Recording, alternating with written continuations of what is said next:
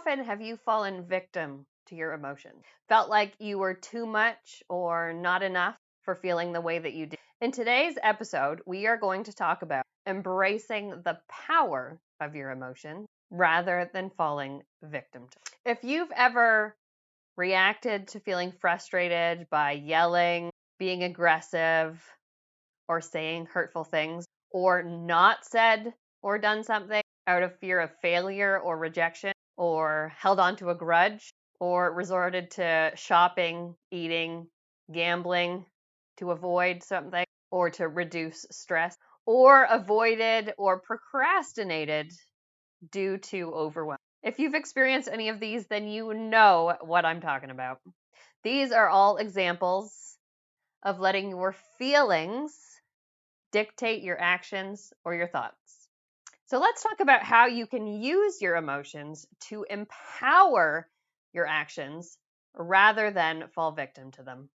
We all grew up watching fairy tales featuring Prince Charming, but not everyone gets the happy ever after they had in their dreams. So what are you supposed to do when your fairy tale ends?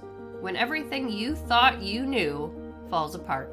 Welcome to Happily Ever After the Affair. I'm Kiri, a life coach for moms, sharing my own experience after infidelity to help women learn to forgive and find their way forward to a life and relationship they love.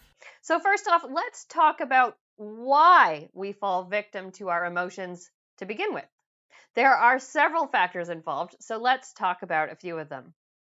First off, it's due to a lack of emotional awareness. Now, I talk a lot about awareness as kind of the key to moving forward. So being aware of your emotions and why you are feeling them is pretty crucial. Our emotions are a reflection of something deep. Understanding the root cause of our emotions is what allows us to move forward and basically let go of them.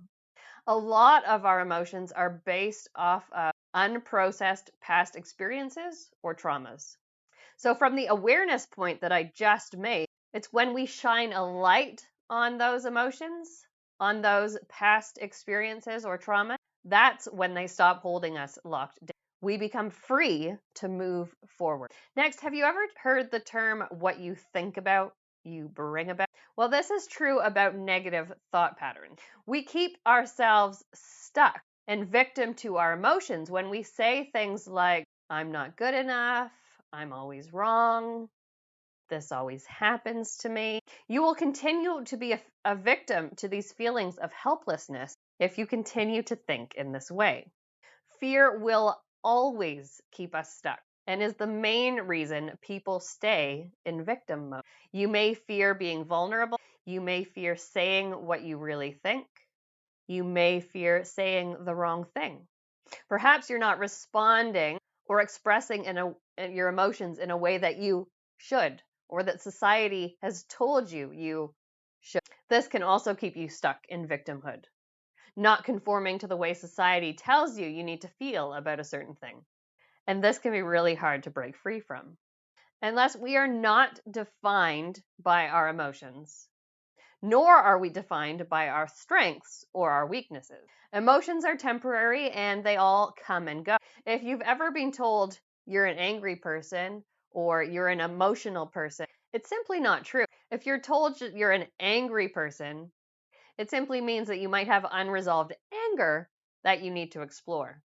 Basically, we fall victim to our emotions when we don't take time to understand, process, and manage them effectively. By developing emotional awareness and healthy coping mechanisms, we can stop emotions controlling us and respond in more balanced ways.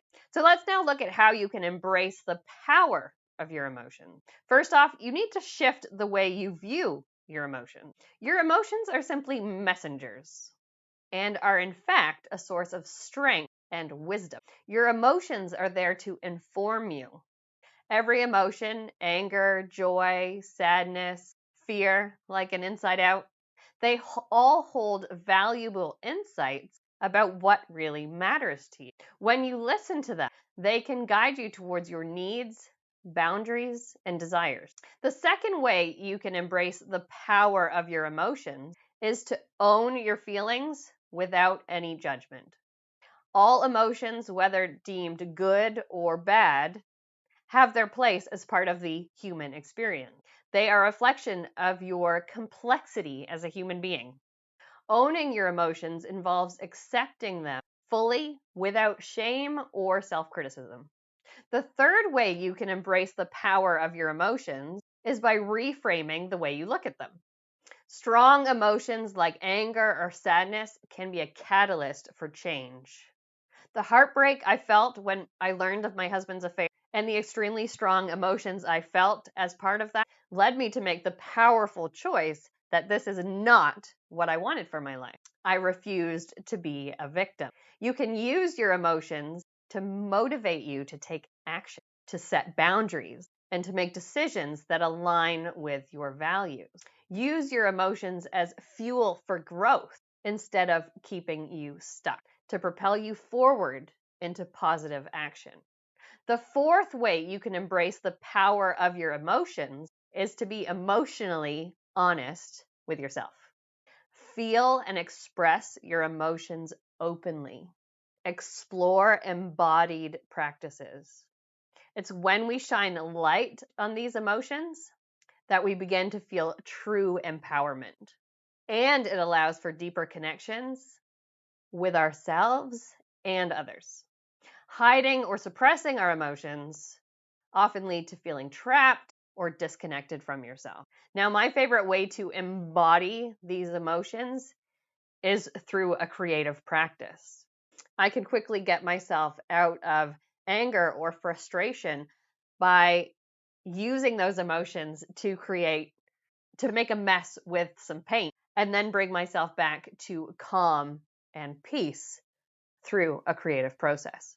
I will share 2 more ways you can embrace the power of your emotions in just a moment. But first, if you're tired of being a victim to your emotions or your circumstances, and you're tired of waiting for things to be different, I invite you to download my free guide, The 5 Keys to Relationship Revival. Now, reviving relationships can be challenging at the best of times, but knowing what to do when you throw infidelity into the loop, well, that's a whole different story. Learning to rebuild, forgive, and move forward so you can have more love, compassion, and joy, well, that's just darn right hard without the support of someone who's been through it too.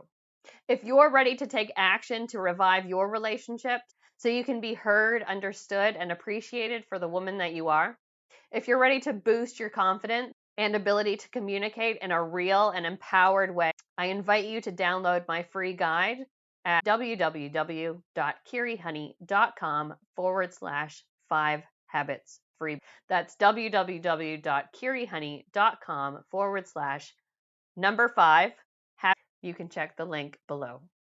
Okay, so we were talking about various ways to embrace the power of your emotions rather than fall victim to them. The fifth way to embrace the power of your emotions is to embrace the fact that emotions are part of who you are. Your emotions come from you. They don't happen to you. You have the power to choose how you interpret and respond to your emotions. Shifting your mindset around this helps you achieve greater control and helps you embrace your emotions as part of your personal power. Finally, embrace the power of your emotions by showing yourself compassion. We all navigate challenging emotions. Being kind and gentle with yourself helps you stay resilient and empowered even in the most difficult circumstances. We all have instinctual responses like fight, flight, or freeze. But knowing what is behind that response and being able to understand yourself and why you feel a certain way is a powerful step forward. By embracing your emotions and learning to understand them and accept them in a new way will help you move out of victim mindset and toward a place of empowerment, self-acceptance, and emotional strength. All right, that's it for today. Thank you so much for joining me. As always, may your coffee be hot, your family be happy, and your relationships be fulfilling and fun. Until next time.